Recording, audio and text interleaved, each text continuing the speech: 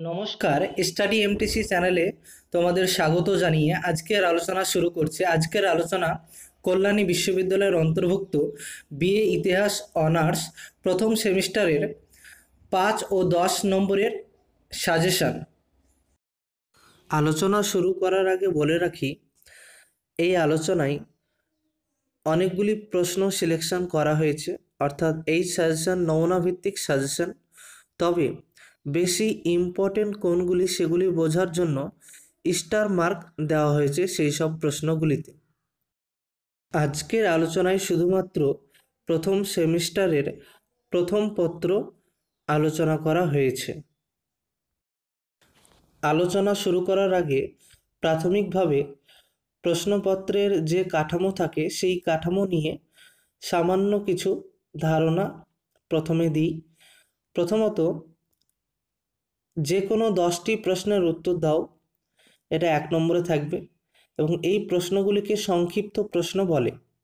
এখানে 2 নম্বরের প্রশ্ন থাকে 15টি, 10টি করতে হয়, অতএব 10 দুগুণে 20। এরপরে আসি 2 নম্বরে, যে কোনো 4টি প্রশ্নের উত্তর দাও। এখানে 5 নম্বরের প্রশ্ন থাকে, এই প্রশ্নগুলিকে মধ্যমানের প্রশ্ন বলা হয়। এখানে 6টি প্রশ্ন থাকবে, কিন্তু যে কোনো 4টি করতে হবে, অর্থাৎ 4 5 20। 3 নম্বরে থাকে যে কোনো 2টি প্রশ্নের উত্তর দাও। এই প্রশ্নগুলিকে রচনাধর্মী প্রশ্ন বলা হয়।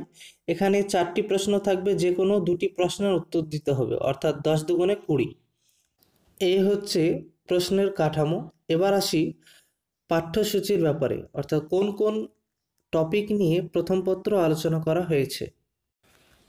প্রথম পত্র ভারতের ইতিহাস, প্রাক ঐতিহাসিক যুগ থেকে বৈদিক যুগ পর্যন্ত আলোচনা করা হয়েছে। প্রথম পত্রের প্রথম অধ্যায়ে যে বিষয়গুলি অন্তর্ভুক্ত সেগুলি হচ্ছে প্রাচীন ভারতের ইতিহাস চর্চা, ঐতিহাসিক ব্যাখ্যা, সাম্রাজ্যবাদী বনাম জাতীয়তাবাদী, বামপন্থী বনাম উদারনৈতিক গোষ্ঠী, সমাজতন্ত্রী বনাম ধর্মীয় গোষ্ঠী। মনে রাখবে, এখানে নমুনা ভিত্তিক সাজেশন আলোচনা করা হয়েছে, তবে ছাত্রছাত্রীদের সুবিধার্থে গুরুত্বপূর্ণ প্রশ্নগুলিতে স্টার মার্ক দিয়ে চিহ্নিতকরণ করা হয়েছে। আবার বিশেষ কারণে তোমাদের পরীক্ষায় প্রশ্নের মানের পার্থক্য হতে পারে, অর্থাৎ 5 নম্বরের প্রশ্ন 10 নম্বর অথবা 10 নম্বর প্রশ্ন 5 নম্বর। তবে এখানে তোমাদের বলবো, তোমরা যদি 10 নম্বরের জন্য প্রস্তুতি নাও, তাহলে 5 নম্বরের প্রশ্ন যদি আসে তাহলে কোনো অসুবিধায় তোমাদের হবার কথা নয়। প্রথমেই মান 10-এর সাজেশনগুলো বলবো, তারপরেই মান 5-এর আলোচনা করব। প্রথম প্রশ্ন, প্রাচীন ভারতের ইতিহাসের ঐতিহাসিক ব্যাখ্যায় মার্ক্সবাদী দৃষ্টিভঙ্গি আলোচনা করো, অথবা প্রাচীন ভারতের ইতিহাসের ঐতিহাসিক ব্যাখ্যায় জাতীয়তাবাদী দৃষ্টিভঙ্গি আলোচনা করো, অথবা প্রাচীন ভারতের ইতিহাস রচনায় সাম্রাজ্যবাদী দৃষ্টিভঙ্গি আলোচনা করো, অথবা প্রাচীন ভারতের ইতিহাস চর্চায় সমাজতান্ত্রিক দৃষ্টিভঙ্গি আলোচনা করো, অথবা প্রাচীন ভারতের ইতিহাস চর্চায় সাম্রাজ্যবাদী গোষ্ঠী বনাম জাতীয়তাবাদী গোষ্ঠীর মতাদর্শ আলোচনা করো, অথবা প্রাচীন ভারতের ইতিহাস চর্চায় সাম্রাজ্যবাদী, জাতীয়তাবাদী, মার্ক্সবাদী, কেমব্রিজ, নিম্নবর্গীয়, সমাজতান্ত্রিক মতাদর্শ আলোচনা করো। এখানে একটি বিষয়, প্রশ্ন কখনই এইভাবে একসঙ্গে সব আসে না, এখানে আলোচনা সুবিধার্থে একসঙ্গে তুলে ধরা হয়েছে। এরপরে অথবা দিয়ে যে প্রশ্নটা রয়েছে, ভারতের ইতিহাসকে ব্যাখ্যা করার বিষয়ে জাতীয়তাবাদী ও বামপন্থী ঐতিহাসিকদের মধ্যে প্রচলিত বিতর্ক আলোচনা করো, অথবা প্রাচীন ভারতের ইতিহাসের ব্যাখ্যা নিয়ে ধর্মনিরপেক্ষ ও ধর্মপন্থী ঐতিহাসিক গোষ্ঠীর মধ্যে প্রচলিত বিতর্কগুলি চিহ্নিত করো। 2 নম্বর প্রশ্ন, প্রাচীন ভারতের ইতিহাসের উপাদানগুলি আলোচনা করো, অথবা প্রাচীন ভারতের ইতিহাসের উপাদানকে তুমি কিভাবে ভাগ করবে, অথবা প্রাচীন ভারতের ইতিহাসের উপাদান রূপে লিখিত সাহিত্যের পরিচয় দাও, অথবা প্রাচীন ভারতের ইতিহাসের প্রত্নতাত্ত্বিক উপাদানের শ্রেণী বিভাগ করো, অথবা প্রাচীন ভারতের ইতিহাসের উপাদান হিসেবে স্বীকৃত সাহিত্যিক উপাদানের সীমাবদ্ধতা আলোচনা করো, অথবা প্রাচীন ভারতের ইতিহাস চর্চায় লিখিত উপাদানের অবদান কতটুকু? অথবা প্রাচীন ভারতের ইতিহাসের উপাদান হিসেবে লিপির ও মুদ্রার গুরুত্ব বিশ্লেষণ করো। অথবা প্রাচীন ভারতের ইতিহাসের উপাদান হিসেবে স্থাপত্য, ভাস্কর্য ও চিত্রকলার গুরুত্ব বিশ্লেষণ করো। প্রাচীন ভারতের ইতিহাস চর্চায় স্বরূপ বিশ্লেষণ করো। ইতিহাস চর্চায় ঐতিহাসিক অনুসন্ধান ও উৎখননের ভূমিকা কী? এবার 5 নম্বরের সাজেশন আলোচনা করা হবে। প্রথম প্রশ্ন, মুদ্রা কি প্রাচীন ইতিহাসের নির্ভুল সাক্ষ্য বহন করতে পারে? প্রাচীন ভারতে লিখিত সাহিত্যের অভাবকে তুমি কিভাবে ব্যাখ্যা করবে? প্রাচীন ভারতের ইতিহাসের উপাদান হিসেবে লিপির গুরুত্ব কি? অথবা প্রাচীন ভারতের ইতিহাস রচনার উপাদান হিসেবে মুদ্রার গুরুত্ব নিরূপণ করো। অথবা প্রাচীন ভারতীয় ইতিহাসের রচনার ক্ষেত্রে বৈদিক সাহিত্যের গুরুত্ব নিরূপণ করো। অথবা প্রাচীন ভারতের ইতিহাস চর্চার ক্ষেত্রে প্রত্নতাত্ত্বিক উপাদানের গুরুত্ব ব্যাখ্যা করো। অথবা প্রাচীন ভারতের ইতিহাসের উপাদান হিসেবে সাহিত্যিক উপাদানের গুরুত্ব আলোচনা করো। অথবা প্রাচীন ভারতের ইতিহাসের উপাদান রূপে স্থাপত্যের ভূমিকা কী? অথবা ভারতের প্রাচীন ইতিহাসের উপাদান হিসেবে ভাস্কর্যের ভূমিকা নিরূপণ করো। দ্বিতীয় অধ্যায়, পুরাপ্রস্তর থেকে নব্যপ্রস্তর যুগের বিবর্তন। তাম্রশীয় সংস্কৃতি, বালুচিস্তান থেকে গুজরাট, লৌহ যুগের পরবর্তী সাংস্কৃতিক উত্থান ও পতন, সিন্ধু সভ্যতা, সিন্ধু লিপির সমস্যা, ভারতে প্রায় ঐতিহাসিক থেকে ঐতিহাসিক পথে যাত্রা, এই নিয়ে দ্বিতীয় অধ্যায়। এবার এই অধ্যায় থেকে 5 মার্কের সাজেশন প্রথমেই আলোচনা করা হবে। এবার তোমাদের সামনে দ্বিতীয় অধ্যায়ের প্রশ্নগুলি তুলে ধরা হচ্ছে। প্রথম প্রশ্ন, প্রাচীন ভারতীয় সংস্কৃতির ওপর হরপ্পা সভ্যতার কী প্রভাব পড়েছিল? 2 নম্বর প্রশ্ন, নিম্ন পুরাপ্রস্তর পর্বের হাতকড়াল সংস্কৃতি সম্পর্কে কি জানো? 3 নম্বর প্রশ্ন, প্রাচীন ও নব্যপ্রস্তর যুগের মানুষের জীবনযাত্রা প্রণালীর পার্থক্য আলোচনা করো। সিন্ধু সভ্যতার লিপি সম্পর্কে আলোচনা করো অথবা সিন্ধু লিপির স্বরূপ বিশ্লেষণ করো। 5 নম্বর প্রশ্ন, তাম্রপ্রস্তর যুগের বৈশিষ্ট্যগুলো আলোচনা করো। মেহেরগড় সভ্যতা সম্পর্কে একটি টিকা লেখো। হরপ্পা সভ্যতার নগর পরিকল্পনা সম্পর্কে তুমি কি জানো? অথবা হরপ্পা সংস্কৃতিকে কি নগরাশ্রয়ী সংস্কৃতি বলা যায়? অথবা হরপ্পা সভ্যতাকে নাগরিক সভ্যতা বলা হয় কেন? ভারতের নিম্নপ্রস্তর যুগের সাংস্কৃতিক অগ্রগতি ব্যাখ্যা করো। হরপ্পার অধিবাসীদের অর্থনৈতিক জীবনের পরিচয় দাও। হরপ্পা সভ্যতার পতনের পেছনে প্রাকৃতিক বিপর্যয় কতদূর দায়ী ছিল? পুরাপ্রস্তর যুগের বৈশিষ্ট্যগুলো আলোচনা করো। ভারতের নব্যপ্রস্তর যুগের বৈশিষ্ট্যগুলো আলোচনা করো। তুমি কি মনে করো হরপ্পা সংস্কৃতি ছিল তাম্র যুগের? অথবা হরপ্পা সভ্যতার কাল নির্ণয় করো। গৈরিক মৃৎপাত্র সংস্কৃতির উপর একটি সংক্ষিপ্ত টিকা লেখো। তুমি কি মনে করো বৈদেশিক আর্যরাই হরপ্পা সংস্কৃতির স্রষ্টা ছিলেন? 16 নম্বর প্রশ্ন, হরপ্পা সভ্যতার উৎপত্তি সংক্রান্ত বিতর্কটি লেখো। ভারতের ইতিহাসে হরপ্পা সভ্যতার অবদান বা গুরুত্ব সংক্ষেপে আলোচনা করো। নিওলিথিক বিপ্লব সম্পর্কে সংক্ষিপ্ত টিকা লেখো। প্রাচীন ও নব্যপ্রস্তর যুগের মধ্যে একটি তুলনামূলক টিকা লেখো। 20 নম্বর প্রশ্ন, হরপ্পা ও বৈদিক সভ্যতার অর্থনৈতিক জীবন প্রণালীর মধ্যে তুলনা করো। দক্ষিণ ভারতের নব্যপ্রস্তর সংস্কৃতির গুরুত্বপূর্ণ স্থানগুলোর বিবরণ দাও। এবার মান 10-এর প্রশ্নগুলি আলোচনা করা হবে। এই অধ্যায় থেকে মান 10-এর প্রশ্নগুলির মধ্যে প্রথম প্রশ্ন, হরপ্পা সভ্যতার সঙ্গে সমকালীন অন্যান্য সভ্যতার বাণিজ্যিক যোগাযোগ সম্পর্কে টিকা লেখো। অথবা সুমেরু ও মেসোপটেমিয়ার সঙ্গে হরপ্পা সভ্যতার সম্পর্ক কেমন ছিল আলোচনা করো। হরপ্পা সভ্যতার বাণিজ্য ও অর্থনৈতিক অবস্থা আলোচনা করো। হরপ্পা অথবা সিন্ধু সভ্যতার প্রধান বৈশিষ্ট্যগুলি আলোচনা করো। অথবা হরপ্পা সভ্যতার নাগরিক বৈশিষ্ট্যগুলো আলোচনা করো। হরপ্পা সভ্যতা ও সুমেরু সভ্যতার নগর জীবনের তুলনামূলক আলোচনা করো। সিন্ধু সভ্যতার কালসীমা বা প্রাচীনত্ব আলোচনা করো। 5 নম্বর প্রশ্ন, লৌহ যুগের আবির্ভাবের পূর্বে ধূসর মৃৎপাত্র সংস্কৃতির পরিচয় দাও। আঞ্চলিক বৈশিষ্ট্যগুলি বিশেষভাবে উল্লেখ করে নব্যপ্রস্তর সংস্কৃতির বিবরণ দাও। ভারতবর্ষের প্রস্তর যুগ সম্পর্কে আলোচনা করো। হরপ্পা সভ্যতা ও বৈদিক সভ্যতার মধ্যে মৌলিক পার্থক্য আলোচনা করো। 9 নম্বর প্রশ্ন, অভ্যন্তরীণ না বৈদেশিক কোন কারণটিকে তুমি হরপ্পা সভ্যতার পতনের জন্য দায়ী বলে মনে করো? অথবা হরপ্পা সভ্যতার পতনের কারণগুলো বিশ্লেষণ করো, অথবা সিন্ধু সভ্যতার পতনের পরিবেশগত কারণ আলোচনা করো, অথবা হরপ্পা সভ্যতার ধ্বংসের পেছনে বহিঃশত্রুর আক্রমণ কতটা যুক্তিপূর্ণ ছিল বলে তুমি মনে করো তা নিজের ভাষায় লেখো। 10 নম্বর প্রশ্ন, সিন্ধু অধিবাসীদের ধর্মীয় জীবনের প্রধান বৈশিষ্ট্যগুলি আলোচনা করো, অথবা হরপ্পাবাসীদের ধর্মীয় জীবনের পরিচয় দাও। পুরাপ্রস্তর যুগে মানব সংস্কৃতির বিবর্তনের ইতিহাস বিবৃত করো। ভারতের ইতিহাসে মধ্যপ্রস্তর বা মেসোলিথিক বা ক্ষুদ্র যুগের গুরুত্ব কী? মেহেরগড়ের নব্যপ্রস্তর পর্বের বিকাশ সম্পর্কে আলোচনা করো। নব্যপ্রস্তর বিপ্লব এই অভিধাটি যৌক্তিকতা বিশ্লেষণ করো। 15 নম্বর প্রশ্ন, সিন্ধু সভ্যতার আবিষ্কার ভৌগোলিক ও কাল নির্ণয় করো, অথবা হরপ্পা সভ্যতার উৎপত্তি সংক্রান্ত বা কাল নির্ণয় সংক্রান্ত বিতর্কটি আলোচনা করো। 16 নম্বর প্রশ্ন, বহির্বাণিজ্যে হরপ্পাবাসীরা কতদূর অগ্রসর ছিলেন? সিন্ধু সভ্যতার সামাজিক, রাজনৈতিক ও অর্থনৈতিক জীবন ব্যাখ্যা করো। হরপ্পা সভ্যতার আবিষ্কার প্রাচীন বিশ্বের ইতিহাস সম্পর্কিত ধারণায় কিভাবে বৈপ্লবিক বদল ঘটিয়েছিল?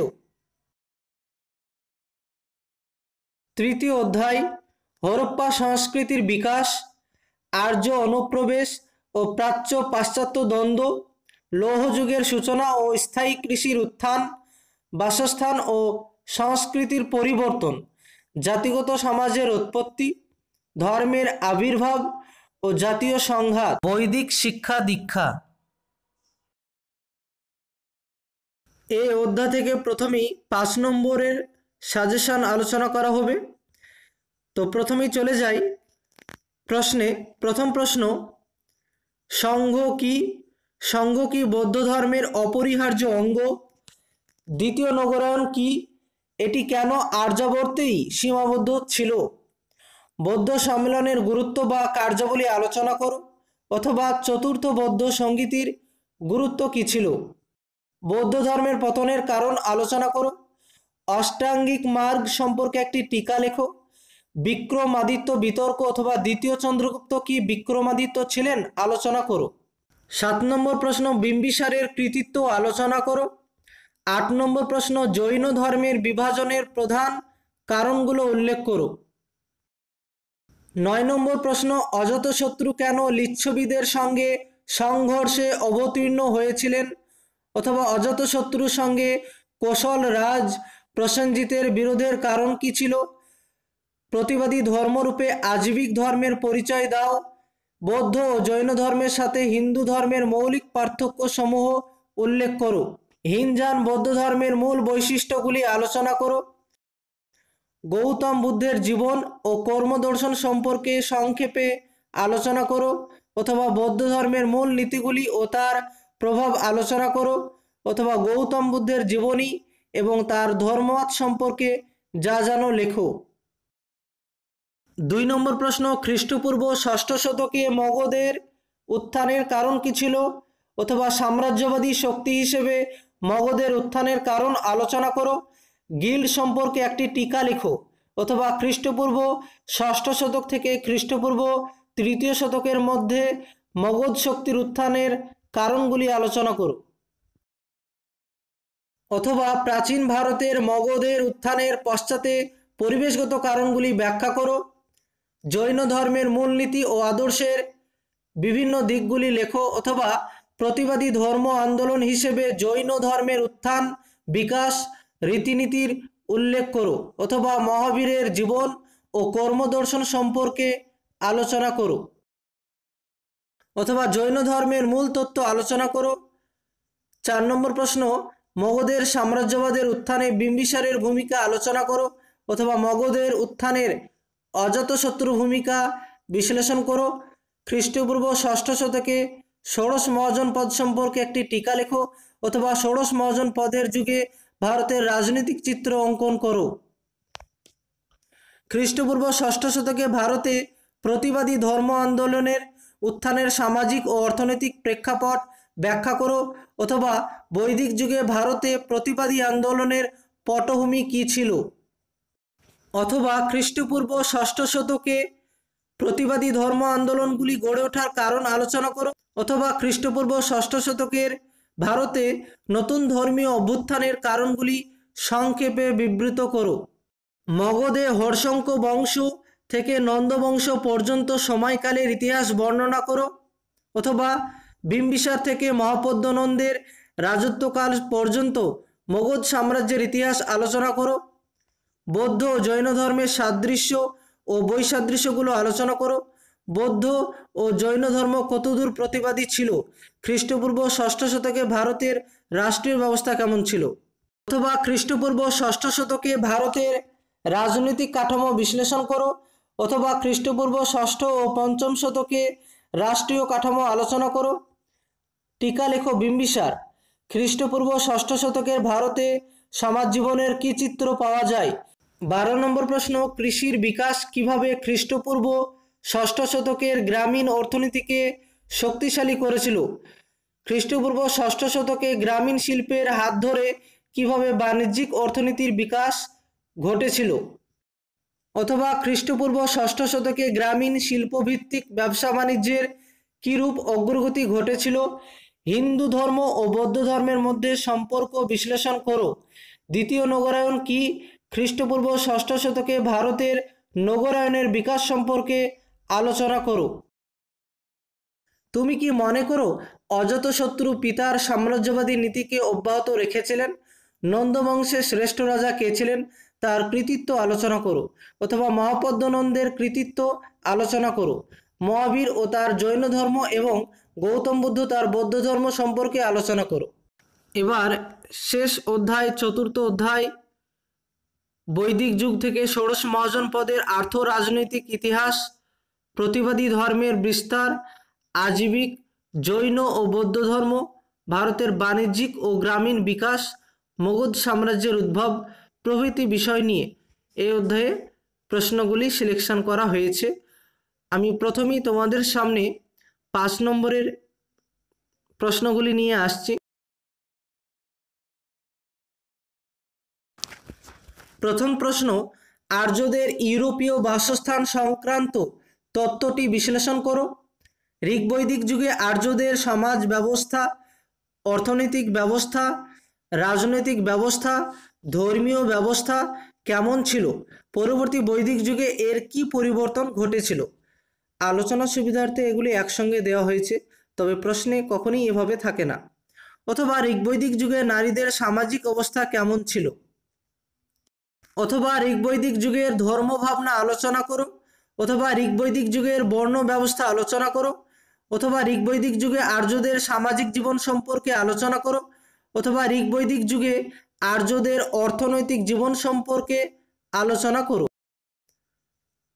অথবা ঋগ্বৈদিক যুগের আর্থসামাজিক জীবন সম্পর্কে আলোচনা করো, অথবা বৈদিক যুগের প্রশাসন ব্যবস্থা সম্পর্কে আলোচনা করো।